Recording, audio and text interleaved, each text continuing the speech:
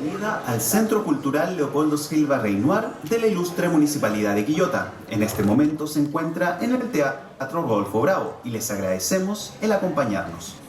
Muy buenos días, sean ustedes bienvenidos y bienvenidas a esta jornada en que celebramos el Día de la Astronomía. El equinoccio de otoño, con el sol posado exactamente sobre la línea del Ecuador, no solo marca el final del verano y el inicio de una nueva estación. Cada 21 de marzo es una fecha especial para los amantes del cielo y la exploración del universo.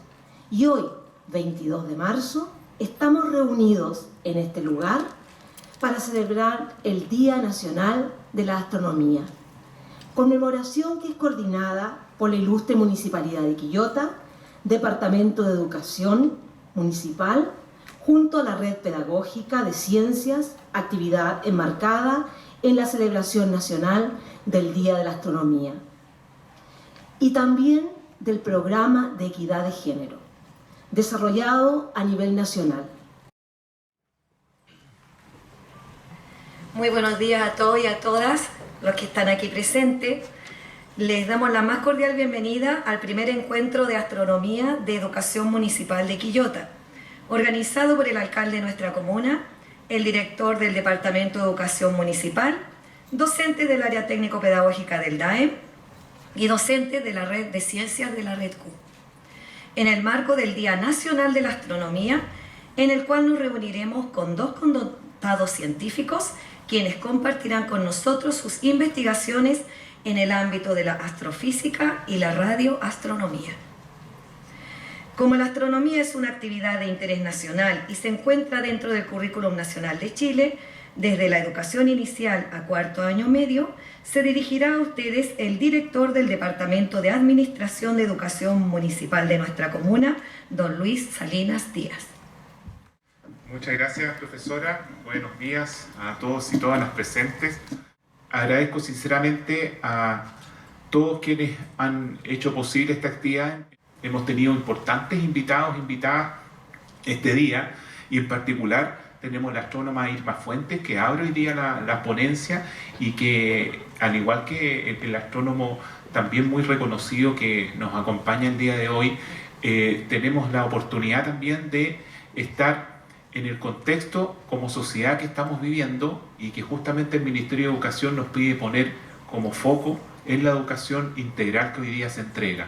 Una educación no sexista, una educación abierta a la connotación que tienen nuestros pueblos originarios en la historia cultural de nuestro país, una educación también que tiene un foco en equidad de género, y donde hoy día, justamente pensado en eso, tenemos a la doctora Irma que nos acompaña y que abre esta exposición. Bienvenidos, bienvenidas, muchas gracias por estar acá presentes y que tengamos todos una muy linda jornada. Gracias. Muchas gracias, don Luis, por sus palabras. Dejo con ustedes a continuación a Marcia Valenzuela Sánchez, docente del equipo técnico del Departamento de Educación y profesional del equipo de motivación lectora del DAEM, quien realizará la presentación de la primera invitada de este encuentro. Muy buenos días a todos los presentes. Con el avance de las investigaciones, los lugares de nacimiento de los planetas están al alcance de las observaciones modernas, las cuales están revelando los procesos físicos que ocurren en los discos protoplanetarios, los que darán forma a la arquitectura de los sistemas planetarios del futuro, arrojando luz sobre el origen de nuestro sistema solar. Esto requiere muchos avances en observaciones, simulaciones y técnicas de imágenes que apenas estamos comenzando a desarrollar. Para profundizar más en este tema, nos acompaña Irma Fuentes Morales, licenciada en Física, magíster en Astrofísica y doctora en Astrofísica de la Universidad de Valparaíso, Chile. Actualmente, ella es investigadora postdoctoral del Núcleo Milenio GEMS, el cual estudia exoplanetas jóvenes y sus lunas, en la Facultad de Ciencia de la Universidad de Santiago de Chile, USACH. Además, ella es investigadora del Centro Interdisciplinario de Investigación en Astrofísica y Ciencias Espaciales, denominado CIRAS, de la USACH también, en la línea de educación astronómica. Su línea de investigación en astrofísica está asociada al estudio de las propiedades de las postnovas en estrellas variables cataclísmicas. Irma ha sido profesora de astronomía en la Universidad de Playa Ancha por 10 años, enseñando astronomía a futuros profesores de física. También es activista ambiental, liderando una organización sin fines de lucro que busca proteger y valorar la biodiversidad endémica de la región de Valparaíso. Lidera un proyecto llamado Escuela Ambiental Conciencia del Planeta Habitable para reflexionar y sensibilizar sobre el cambio climático desde una perspectiva multidisciplinaria que une la ecología con la astronomía. Dejamos con ustedes a Irma Fuentes Morales. Recibámosla con un gran aplauso.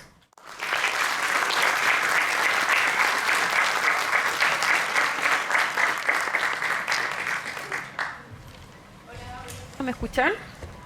Ahora sí. ¿Sí? ¿Se escucha? Ahora sí. Bueno, muchas gracias por la presentación, muchas gracias por esta afectuosa bienvenida. Y bueno, a continuación entonces les voy a presentar lo que estamos haciendo en investigación en el núcleo milenio de exoplanetas y sus exolunas. Entonces la charla se titula La búsqueda de los orígenes de los exoplanetas. Siguiente, por favor. Bueno, acá tenemos una imagen de nuestro sistema solar. Me imagino que ustedes ya vieron de qué están compuestos nuestro sistema solar. ¿Cuántos planetas tiene nuestro sistema solar? 8, 9. ¿Quién da más? ¿Quién da más? ¿Cuántos?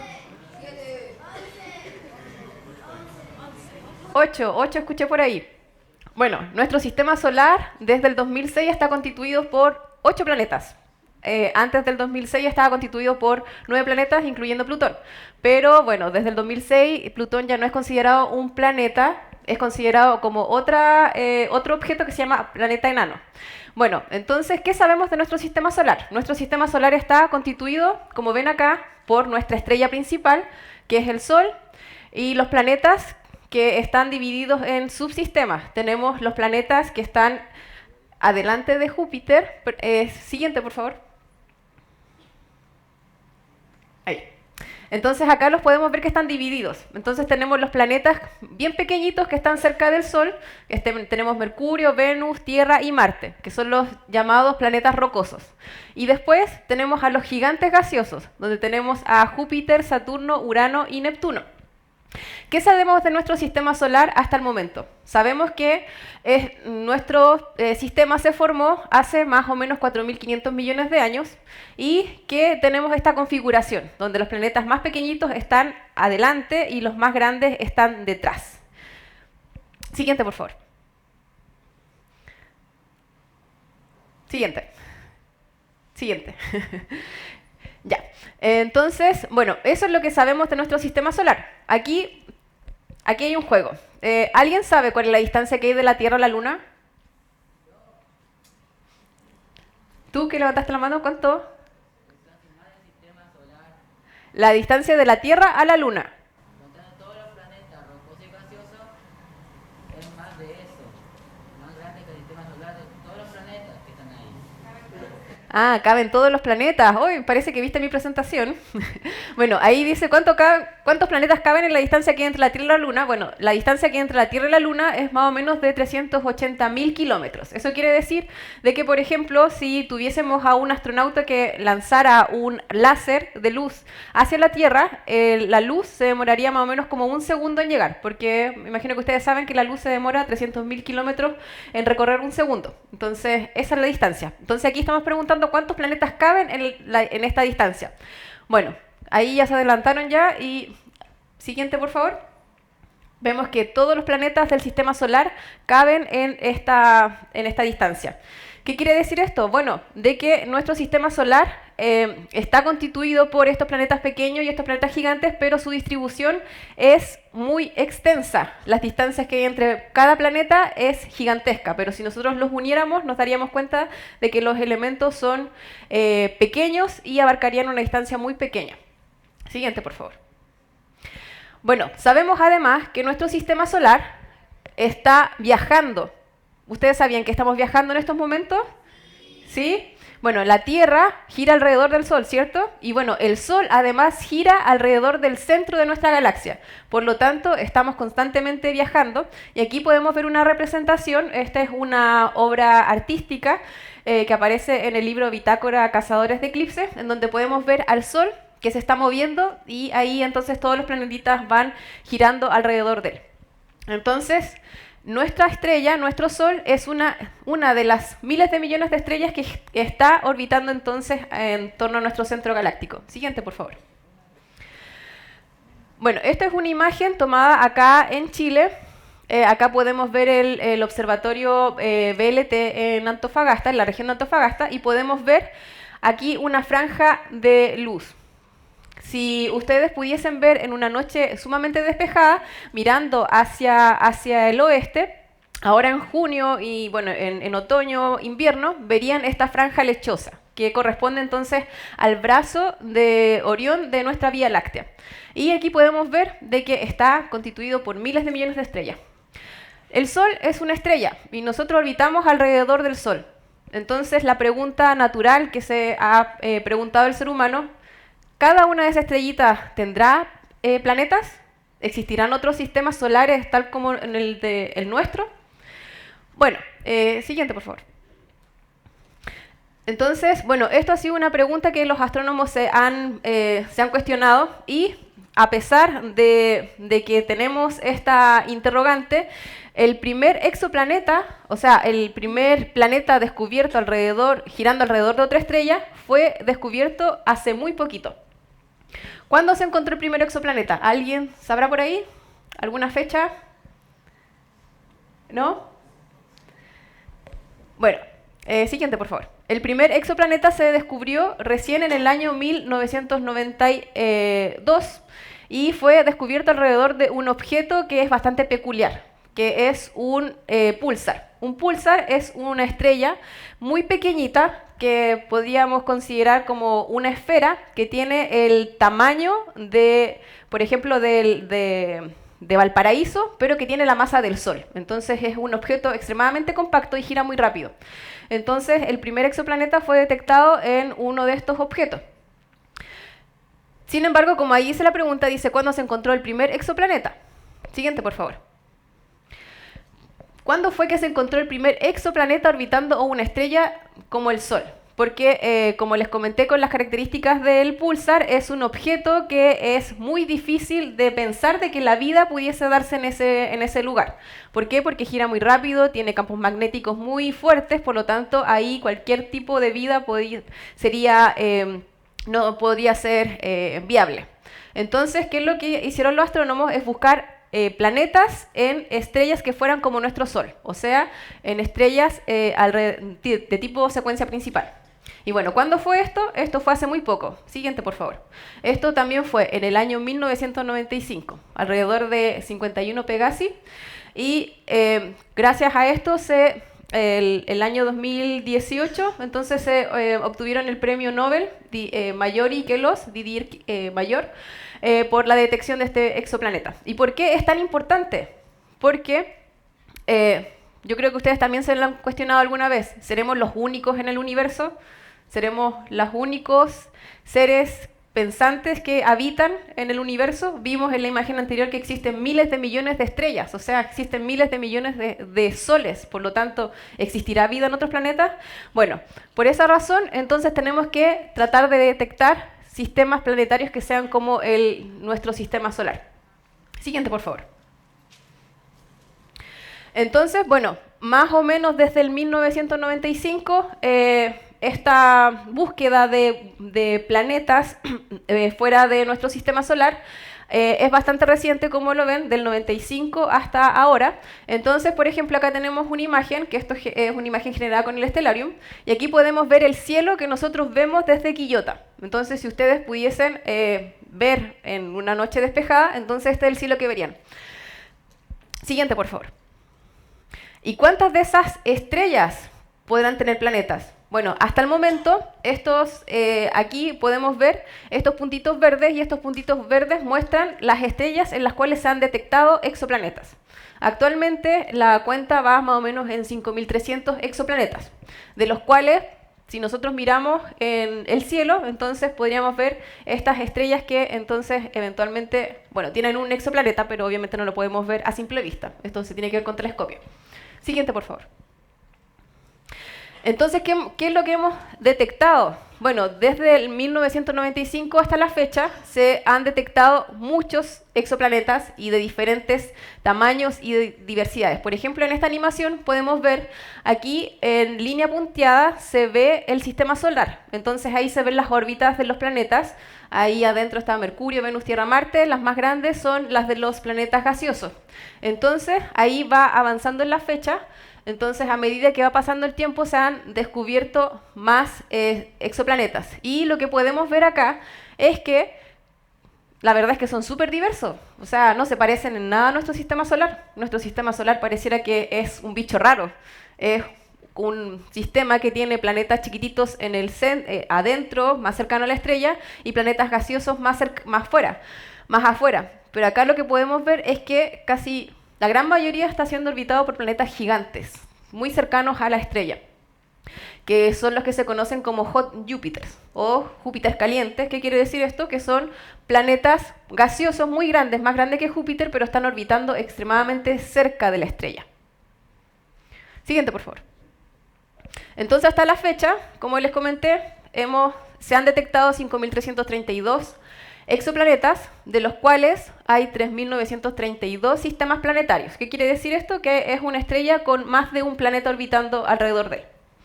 Y bueno, aquí podemos ver un gráfico en el cual podemos ver la distancia en el eje X y la masa del planeta en comparación a la Tierra.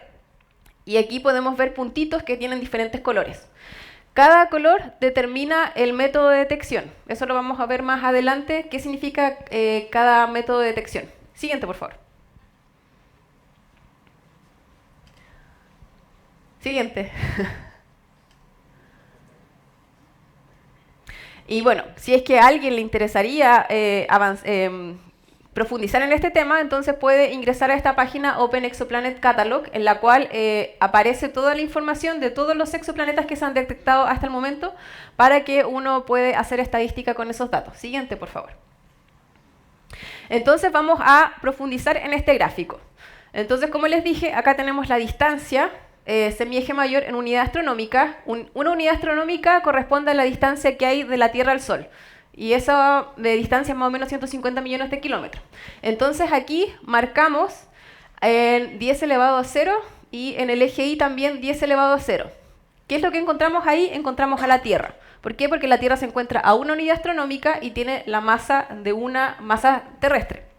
Entonces, vamos aquí con este gráfico nos damos cuenta de que la mayor proporción de planetas que se han detectado son planetas gigantes. Hay muy pocos planetas detectados que tienen una masa menor que la masa de la Tierra y que están más cerca. Siguiente, por favor. Entonces acá podemos ver también como referencia, ahí el puntito morado que está justo ahí donde está la línea, ese corresponde a Júpiter. Entonces podemos ver de que la gran mayoría de los planetas entonces son más grandes que Júpiter y de hecho podemos ver que hay planetas más grandes que Júpiter pero están extremadamente cerca de su estrella. Siguiente, por favor. Y ahí tenemos también para comparar entonces la Tierra. Siguiente. Entonces, bueno, ya vimos que entonces hemos podido detectar exoplanetas, pero ¿cómo los detectamos? Siguiente, por favor. Hay varios métodos y el principal es lo que se conoce como método de tránsito. Aquí, bueno, esto se los voy a explicar brevemente. El método de tránsito, ese se los voy a explicar después, es el más utilizado, pero aparte tenemos la velocidad radial, microlente, astrometría y imagen directa. La velocidad radial, ¿en qué consiste? En que nosotros observamos a la estrella y la estrella, debido a que hay otro objeto que lo está perturbando, entonces vamos a ver que va a tener como un bamboleo. Entonces, si uno analiza el espectro de la estrella, va a ver que las líneas espectrales se van a mover tanto hacia el azul como hacia el rojo. Se produce efecto Doppler. No sé si lo han visto en el colegio, pero algún día lo van a ver. Entonces, ese es un método de detección. El otro es el método de microlente. ¿En qué consiste este método? En que tenemos dos estrellas que están alineadas Vemos una acá y hay otra que está más lejana. Entonces, lo que sucede es que si esta estrella tiene un exoplaneta, entonces se produce una magnificación de su brillo.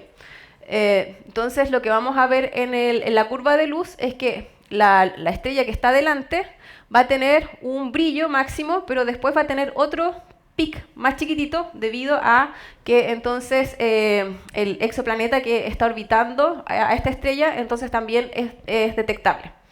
Y el otro es la astrometría. ¿Astrometría qué significa? Que la estrella, debido a que está siendo orbitada por otro planeta, entonces eso quiere decir que entonces la estrella también está girando en torno al centro de masa. Y por lo tanto, entonces la estrella también se va a mover.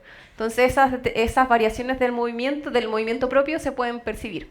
Y el último, que es el más seguro, que es imagen directa, que es simplemente ver al exoplaneta. Pero es la más difícil. ¿Por qué razón? Porque los planetas son extremadamente pequeños en comparación a la estrella. Y la luminosidad de la estrella, entonces, opaca al brillo del planeta. Siguiente, por favor. Entonces, como les comentaba, el método más usado por los astrónomos es el método de tránsito. El método de tránsito es como un eclipse. Un eclipse, me imagino que ustedes habrán visto un eclipse de sol. Entonces, acá lo que sucede es que está la estrella y entonces el planeta, al pasar por adelante de la estrella, entonces se produce una breve bajada de brillo. Entonces ahí tenemos una curva de luz. ¿Qué quiere decir eso? Que medimos en función del tiempo el brillo de la estrella. Entonces, si tenemos un exoplaneta, vamos a ver una baja en la luminosidad de la estrella. Siguiente, por favor. Ese es el método más usado. Sin embargo, el método más confiable es el método de detección de imagen directa.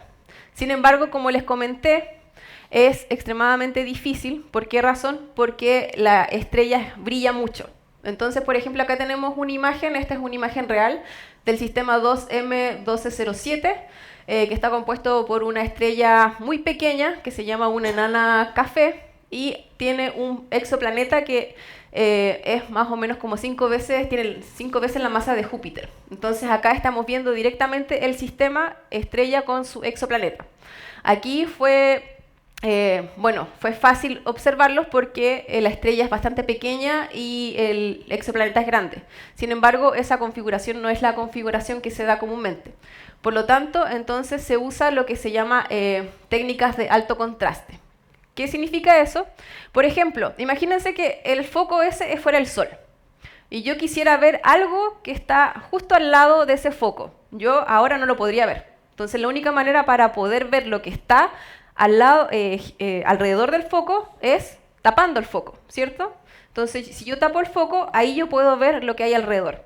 Eso es lo que se llama imagen directa. Entonces, lo que se hace es eclipsar a la estrella de manera artificial para poder ver lo que hay a su alrededor. Siguiente, por favor. Entonces, bueno, así es como se han detectado diferentes sistemas y este es un sistema bastante interesante. Es el sistema HR8799, que está compuesto por 4 exoplanetas y este es uno de los pocos en los cuales se ha podido observar inclusive el movimiento de los exoplanetas girando alrededor de su estrella. Entonces aquí se observa lo que les comenté. Entonces para que el brillo de la estrella no nos perturbe, entonces lo que hacemos es eclipsarla. Se coloca un coronógrafo donde está la estrellita amarilla, se coloca un disco que la tapa y así podemos ver lo que está alrededor. Siguiente, por favor. Y bueno, ¿qué es lo que hicieron los astrónomos? Entonces le hicieron un seguimiento y esta es una imagen, este es un video real que muestra entonces los movimientos planetarios de estos planetas. Entonces, bueno, este video más o menos fue grabado durante 4 años y este sistema tiene planetas que están orbitando alrededor de la estrella y que tienen periodos orbitales muy cortos, así como del orden de días, de 12 días, y el más largo se demora 170 días. ¿Cuánto se demora la Tierra en dar una vuelta al Sol? Sí, imagínense, hay unos planetitas que se demoran 12 días en darle una vuelta en torno al Sol. O sea, el año en ese planeta demora solo 12 días. Y bueno, eso es lo que se han dado cuenta los astrónomos, de que los exoplanetas que giran alrededor de otras estrellas sus configuraciones más comunes son planetas girando muy cerca de su estrella y por lo tanto tienen periodos orbitales muy cortos. Siguiente, por favor. Bueno, pero ahora vamos a la pregunta, ¿cómo se forman los exoplanetas? O sea, ya sabemos que existen, pensamos que por cada estrella debiese haber un planeta, entonces si hacemos más o menos un cálculo, tenemos 200.000 millones de estrellas en la Vía Láctea, por lo tanto, ¿cuántos planetas, exoplanetas debiesen existir tan solo en nuestra galaxia? ¿Sí?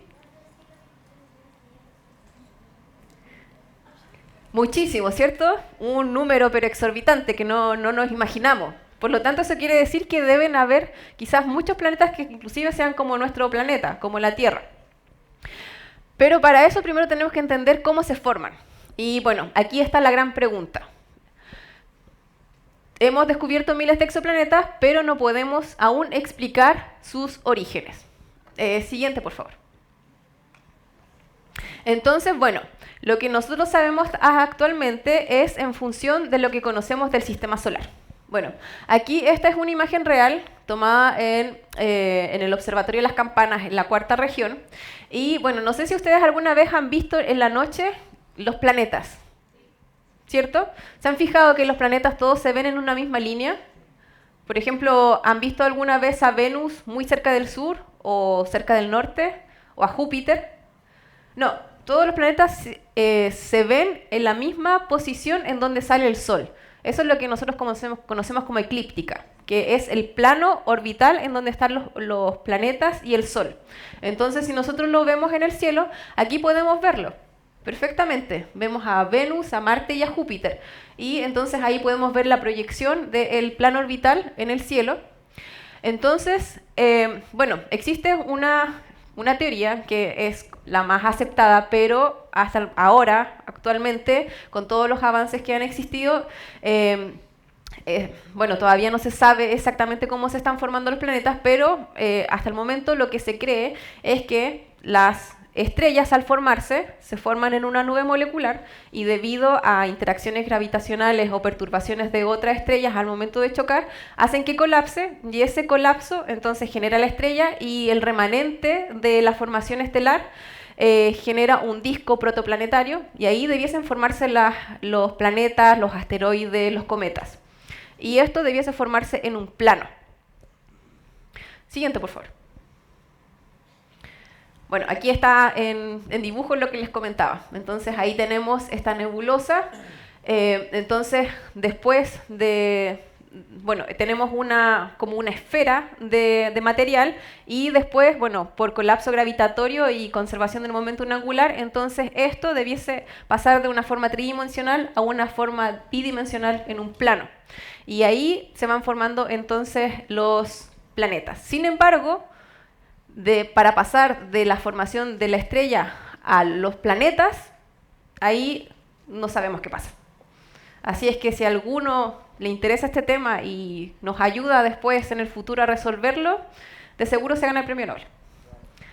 Entonces, bueno, aquí es donde aquí vamos a profundizar un poco. Siguiente, por favor.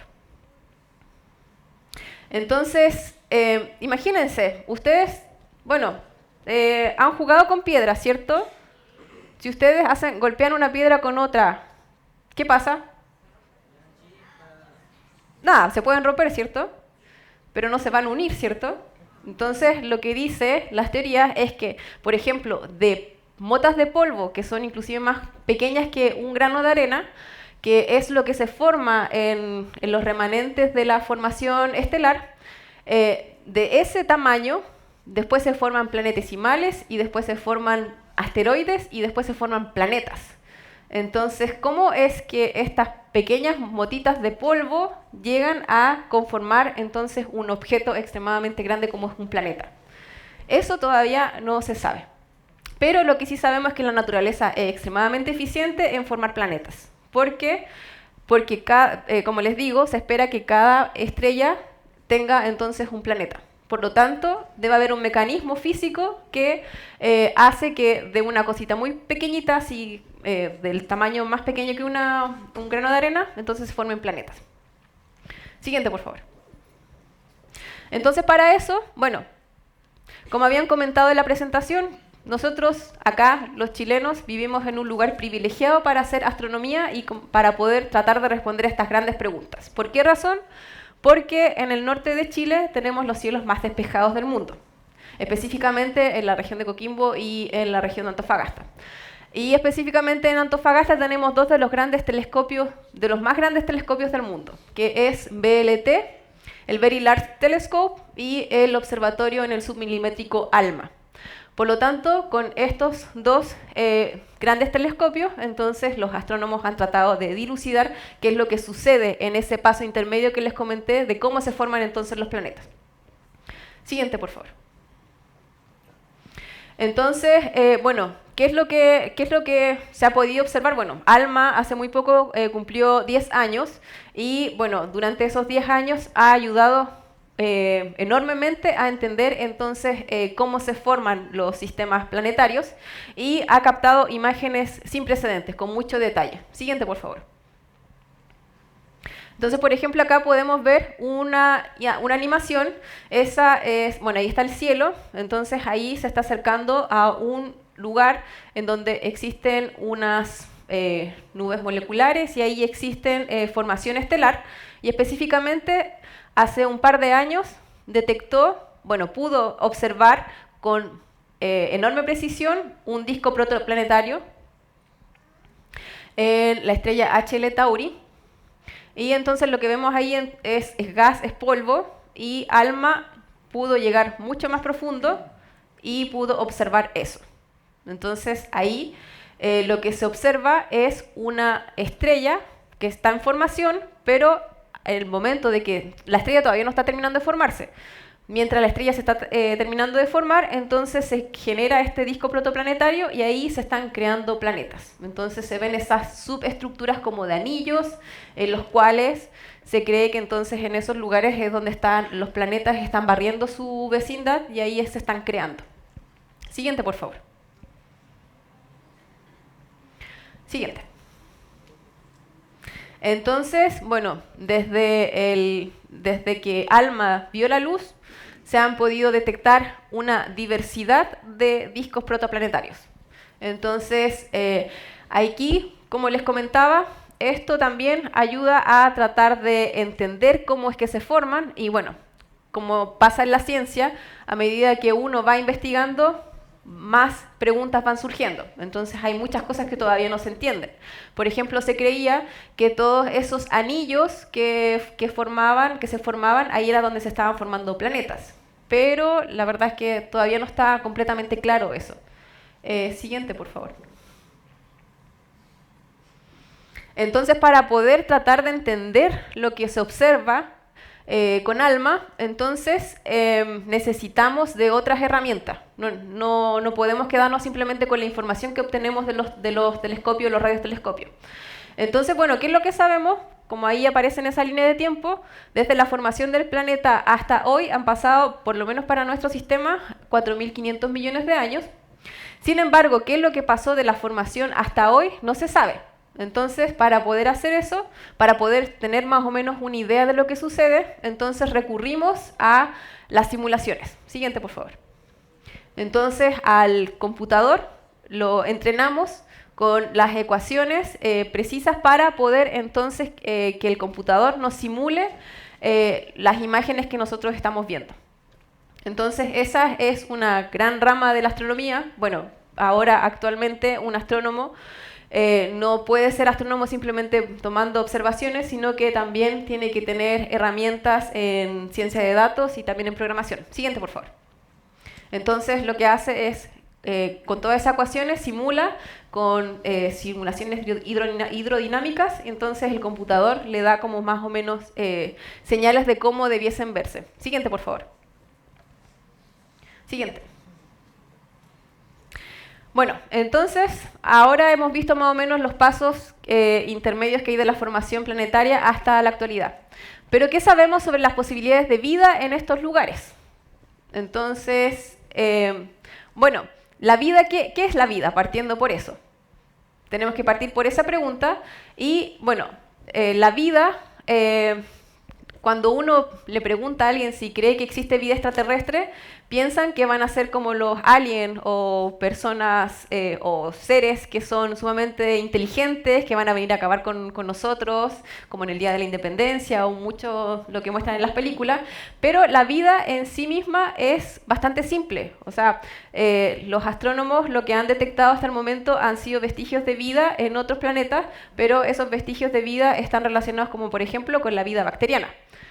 Siguiente, por favor. Entonces, para poder buscar esos tipos de vidas como más básicos, entonces, ¿qué es lo que hacen los científicos? Buscan en lugares que sean que son muy extremos en nuestro planeta. Por ejemplo, aquí están buscando tipos de bacterias que viven en las profundidades del mar, o sea, que soportan mucha presión y además que viven en lugares donde hay mucha temperatura. Entonces, esto es lo que nosotros llamamos los extremófilos. Siguiente, por favor. Y bueno, además, para que se dé la vida, el ingrediente fundamental es el agua. O sea, si no existe agua, no se puede dar la vida. Pero también hay otra cosa que después lo voy a definir, que el agua, ustedes saben que tiene diferentes estados, ¿cierto? Podemos encontrar el agua en estado sólido, en el líquido y gaseoso. Para que la vida se dé, tiene que estar en el estado líquido. Siguiente, por favor.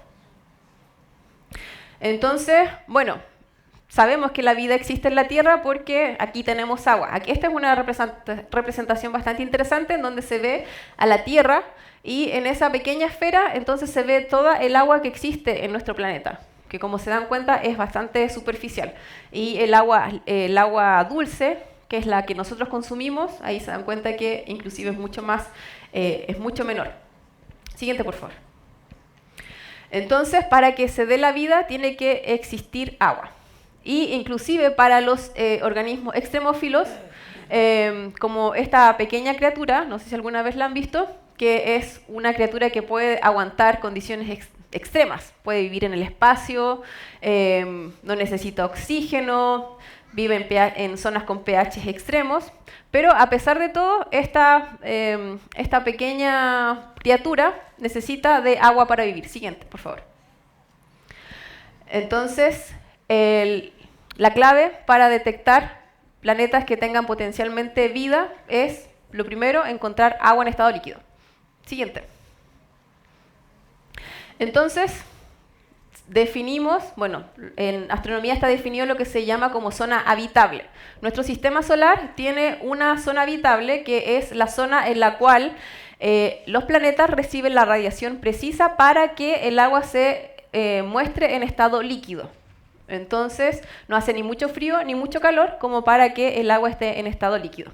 Porque, por ejemplo, se ha detectado agua en diferentes planetas del sistema solar. Por ejemplo, Mercurio. Ya se detectó que tiene agua en sus polos, pero está congelada.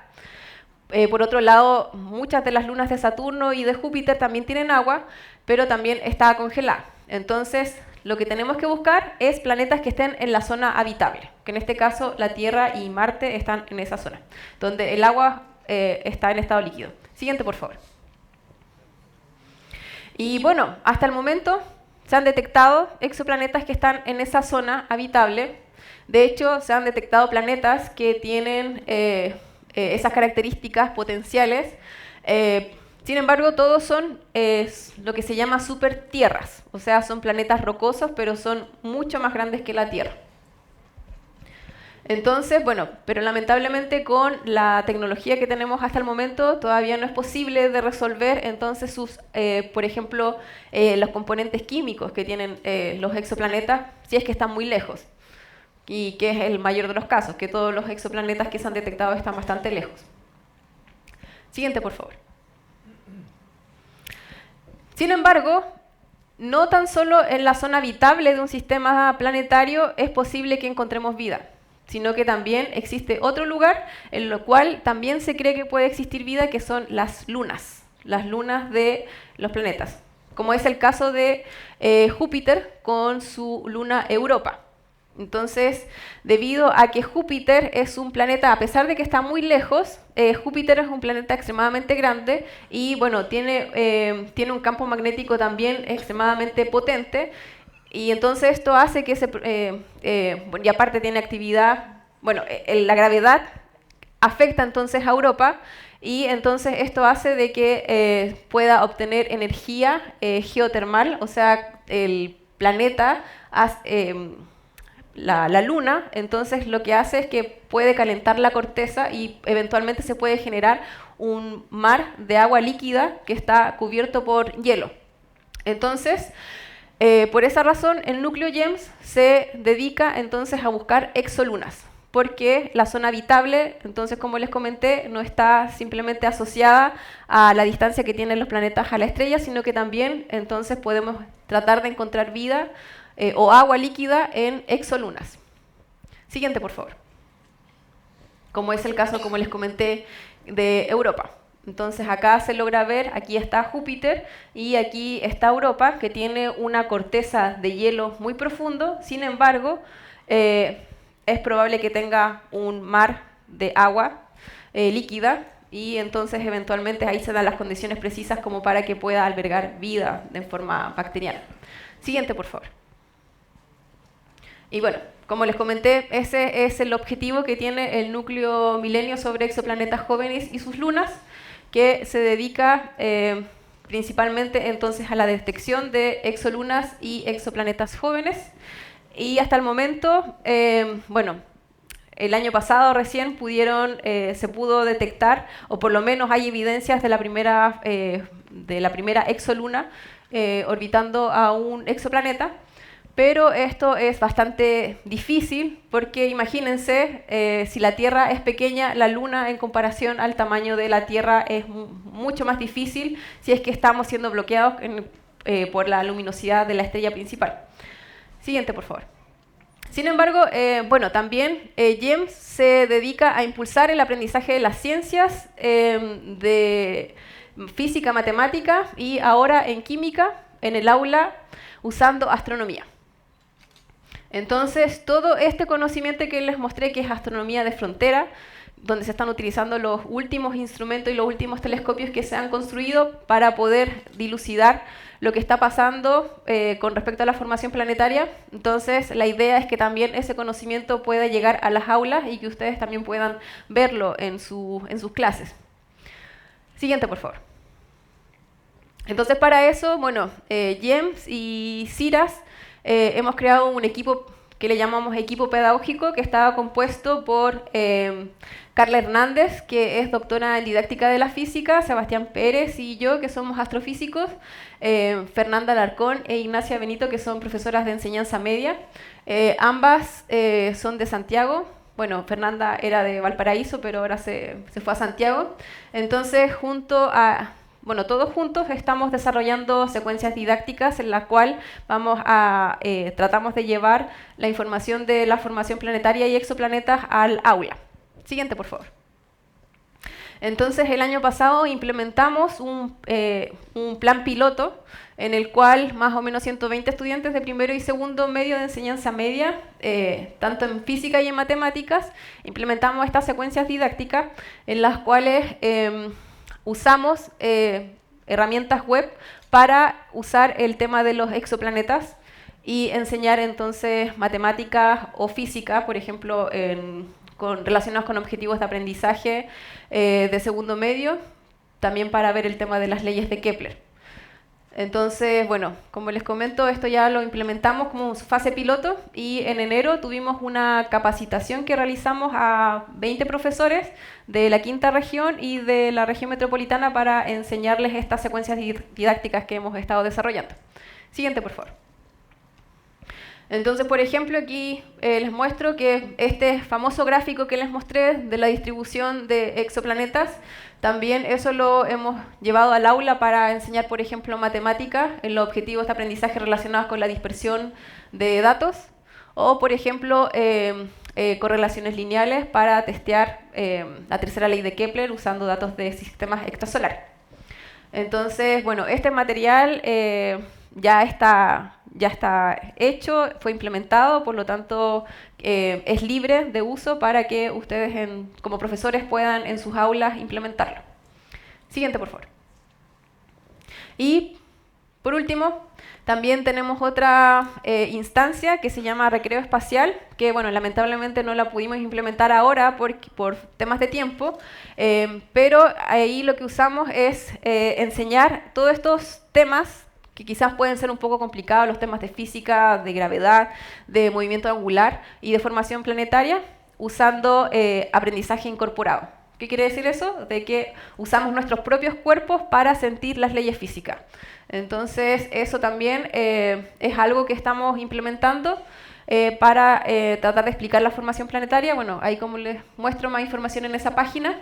Y bueno, esto es una invitación a los profesores, profesoras que quieran llevar estas actividades a sus aulas. Nosotros estamos completamente dispuestos a poder llevar estas actividades. De hecho, bueno, la próxima semana vamos a ir a un colegio en Quillota donde vamos a implementar este aprendizaje incorporado para aprender sobre formación planetaria de una manera mucho más entretenida.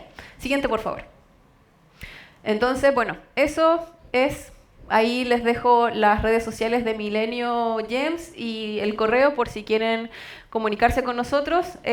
Yo, como en la presentación, pertenezco al equipo pedagógico y estoy trabajando en el área de la investigación de educación en astronomía, entonces estamos muy abiertos a que los profesores puedan tratar de llevar la astronomía al aula, porque como comentaban, la astronomía es un área transversal a diferentes tópicos del currículum nacional, por lo tanto existen muchas instancias como para poder aprender temas que quizás que son cotidianos de física, matemática, usando astronomía.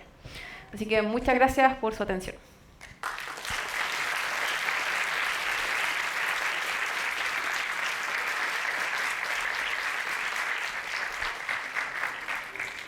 Agradecemos a Irma Fuentes y quizás alguien tenga alguna consulta por ahí.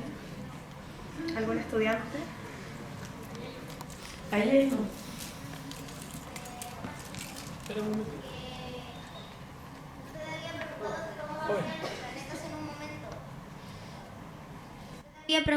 Usted habría preguntado en un momento de qué se supone que cómo se creaban los planetas en cada sistema. Y hay una cosa que no es tan complicada, pero a la vez sí, ya que en cada sistema, como usted bien nos mostró, hay una especie de aura en forma de círculo alrededor del Sol donde están los polvos. Esos polvos se van juntando para hacer esos mini asteroides, y los mini asteroides, como están hechos de ese tipo de polvo, como son polvos, se pueden unir, con lo cual se van formando los planetas. Mientras más polvo, los planetas son más grandes, pero si hay menos polvo y los planetas solo están como en corteza y lo de adentro queda como aire, se empieza a componer, o sea, se pone todo lo de fuera, se pone en el medio y se calienta. Y después llega más y se va transformando hasta transformarse en un planeta. Por lo cual, cada planeta está hecho de cosas distintas. Por ejemplo, Júpiter está hecho de cosas gaseosas, por lo cual tiene más aire que asteroides. Y la Tierra, como está hecha mayormente de piedras y de agua, tiene poco gas, tiene más asteroides, pero también tiene asteroides que dentro tienen líquido caliente que al pasar del tiempo se transforma en frío, ya que después de un tiempo, en unos 1000 años, por ahí, va bajando toda la temperatura.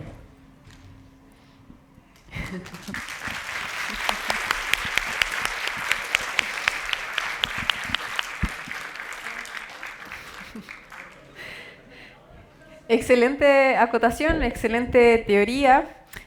Bueno, si el profesor del niño que habló recién está por acá, sería muy interesante que pudiésemos realizar esta actividad de aprendizaje incorporado, porque ahí ellos mismos pueden sentir y ahí toda esa teoría puede ser ahí probada, a ver si es cierta o no.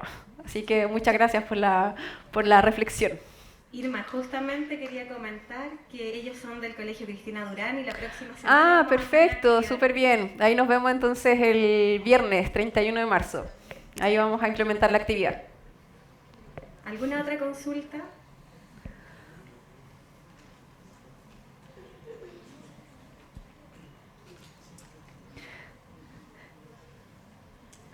Ahí.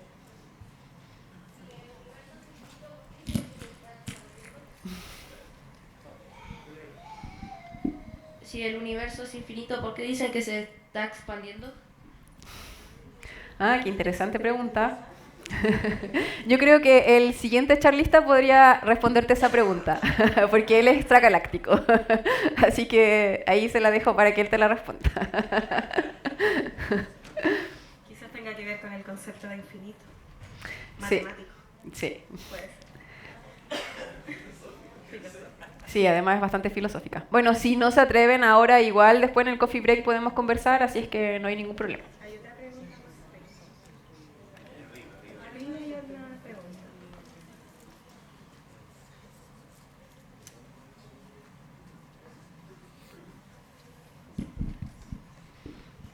pregunta. ¿Usted a un nivel personal cree en la vida extraterrestre o no?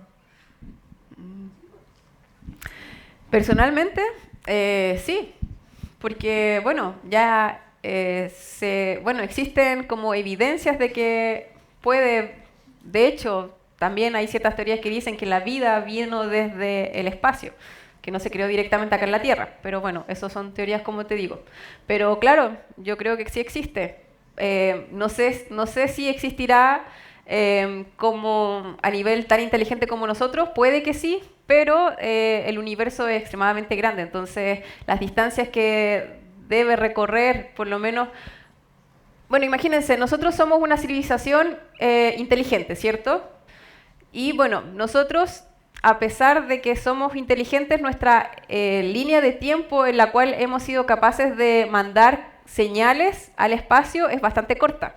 Es más o menos muy reciente, es desde que se descubrieron las ondas de radio. Por lo tanto, llevamos muy poco tiempo enviando información al espacio. Entonces, si hay otra civilización extraterrestre que sea capaz de captar nuestras señales, ha viajado hasta el momento muy poco esa señal. Por lo tanto, si existen otras civilizaciones que están muy lejos, quizás esas señales todavía no nos llegan. Entonces, hay ciertas cosas que son relacionadas con el momento en el cual la civilización se dio, o si existe en estos momentos, quizás estamos con vida como la vida humana en forma paralela en el universo, pero debido a las distancias va a ser como difícil que podamos saber los unos del otro. Pero a pesar de todo, sí sabemos y creemos que existe vida más a nivel básico. Entonces, sí, existe vida extraterrestre.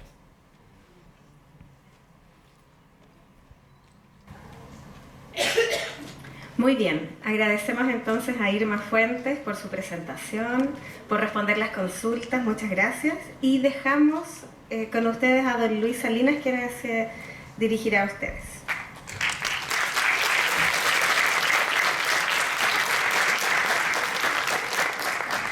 Esto no está en el libreto, quería agradecer a la doctora Fuentes, muchas gracias por su entretenida presentación. Son temas desde su especialidad, la astrofísica, que no son fáciles de traspasar y de encantar y motivar a nuestros estudiantes y también a los colegas docentes. Así que muchas gracias, doctora, muy importante, y ojalá que podamos seguir trabajando colaborativamente con los proyectos que se avecinan, sobre todo en nuestros colegios, y donde tenemos escuelas que están en un contexto rural, donde hay un cielo más limpio para poder incluso desarrollar algunos avistamientos que queremos también de forma colaborativa trabajar con la Universidad de Chile. Le doy la bienvenida al doctor Aravena, a don Manuel, que acaba de llegar y va a ser el expositor que viene a continuación después del break, y respondiendo una pregunta, por eso pedí la palabra. Nobleza obliga siempre, me faltó saludar al profesor Marcelo Zelaya, que es el líder y el gestor del área técnica pedagógica, y respondiendo la pregunta de si estamos solos. ¿Ustedes creen que estamos solos? ¿Qué creen? Nos tenemos a nosotros, ¿cierto? Y además tenemos certezas, y una de las certezas que antes que nosotras estuvieron otras personas. Y es por eso que me faltó señalar y agradecer su presencia a la encargada de nuestro Museo de Historia y Arqueología de Quillota, que justamente da cuenta de quienes estuvieron antes que nosotros. Entonces es importante, Pamela Maturana, le doy la bienvenida, agradezco su presencia, que además de mirar al cielo y saber que tenemos muchas preguntas que hacer, también en la tierra, acá, presente, en nuestra historia, existieron otras civilizaciones antes que nosotros hace miles de años. Entonces también dejo abierta la invitación, si me lo permite la encargada del museo, a que recuerden visitar, pídanle a sus profesores y profesoras, nuestro gran Museo de Historia y Arqueología de Quillota, que es uno de los más renombrados acá de la quinta región. Muchas gracias.